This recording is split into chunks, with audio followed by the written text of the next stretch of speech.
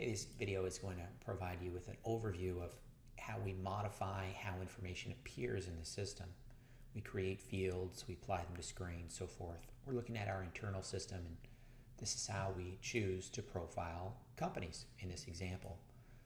The status of that relationship, the type of relationship, what our Sage client ID is, all that jazz. Of course, your system will look different because it's your system.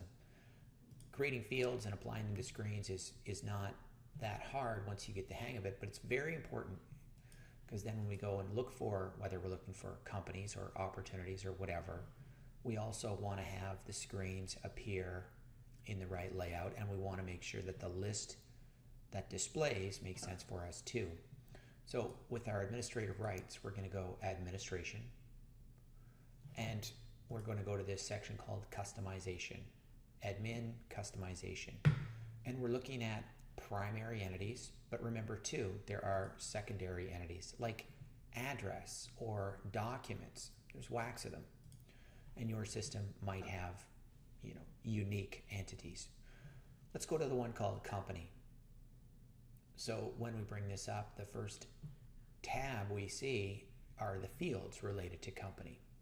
I can go in here and I can modify an existing field. By the way, they all display by default alphabetically, but if I wanted to sort it, I could click on the column header and sort them and look for all my different selection fields and then say, oh yeah, that's the one.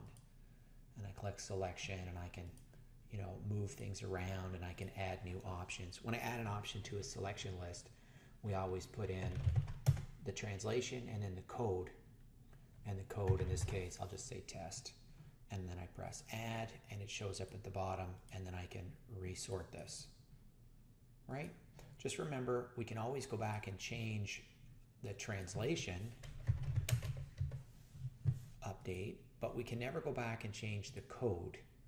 If I was unhappy with my changes, I would just press cancel. If I was happy, I would press save. So that was modifying an existing field, but be aware we can also create new fields. We go new, and then what kind of field do you want, right? It's wide open. So we could create a new selection list, and it's really the same. We create different fields to profile information, but of course, those fields don't by default appear where we want them in the system. How would the software know, right? So the easiest way to do this is to go to the next tab over called Screens and called Inline Customization. Personally, I've never had to learn all the different names of the screens in the system because of this little cheater box. Right now, these are all the company fields, but if I go into any of the entities, no matter which one, they all have their own set of screens. There's a lot apparently for people, but every entity has its own screens. And when I go and flip through the system now, since that checkbox is checked, if I go company, you'll see customized screen. So it's not the list, it's the screen above it. And if I went to, again, anywhere in the system, if I looked at the company summary screen or the address summary screen or the person summary screen, if I click on the green customize, I can pick from the right, and I can add to the left. And I have attributes. I want that to appear on the same line. If I make a change to the attributes, we have to pick update. Then I can resort it, whatever. When you're happy with your changes, press save. If you're unhappy, just back out and press cancel. Nothing actually takes place until you press save. The changes you make are system-wide. They're not dependent on users. So, don't go crazy in there or think that it's going to be one way for you and another way for everybody else. It's not like that. So again, customize screen, and I can pick fields from the right-hand panel, give them attributes, same line, new line. That same line, new line business means relative to the field ahead of it. So if I said same line and then add,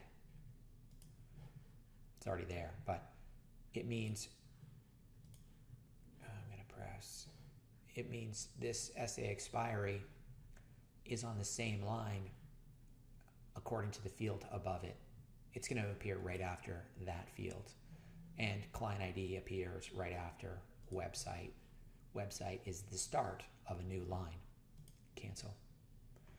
So that's fields and screens, and super important. Just because you've made the change in one place, don't think it's going to appear everywhere through the system. There are hundreds and hundreds of screens.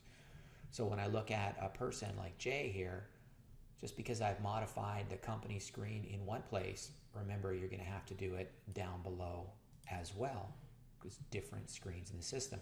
You can spend a lot of time using inline customization.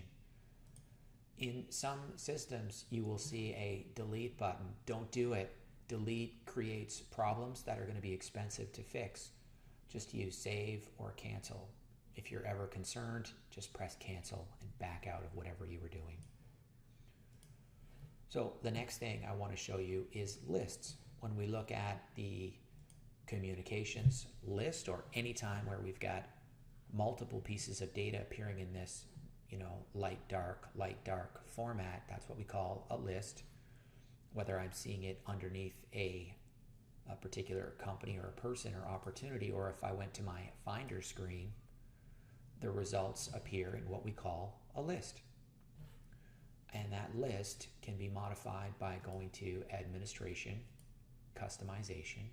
I'm going to turn off my screens and I'm going to go to Lists.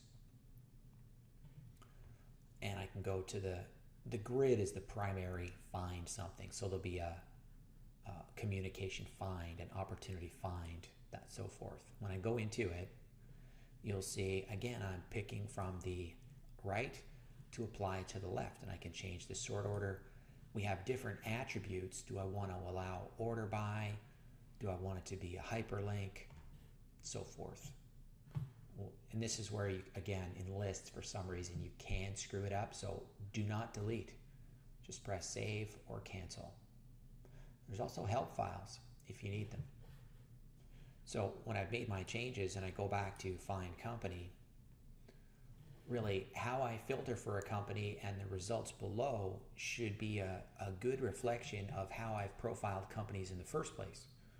So, I want to know what version of Sage they have and what their client ID is, so forth. So when I go and find a company, I want fields specific to me to appear in the Finder, but also in the results below. Next, Sage CRM is a multilingual system. So when I log in and I'm a French-speaking person or Italian, I might see the fields in my language. So to get there, the easy way to make these changes is to go to Translations. Translations can function the same way as inline customization. When I turn in inline translation, it's going to appear as a star. And now as I surf through the system, you'll notice that every field, almost every field, has a little star beside it. And you can go into this and you can change for the most part, the US translation. And if I put in change here and I press save, it's instant, but I often need to refresh my screen. And now you'll see that that's SQL, right?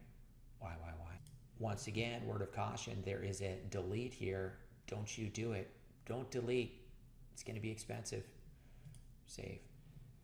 Save or cancel is what you want to do. Also, it's easy to go too crazy and forget where you are, or make too many requests and the system will get a little bit jumbled or confused. So only make a couple changes at a time. And the very best practice is to document the changes you're going to make in a list. Just write them down in an Excel format. These are the changes I'm going to make. So in the event that there are problems, at least we know what you were doing. Go slowly, but this is an important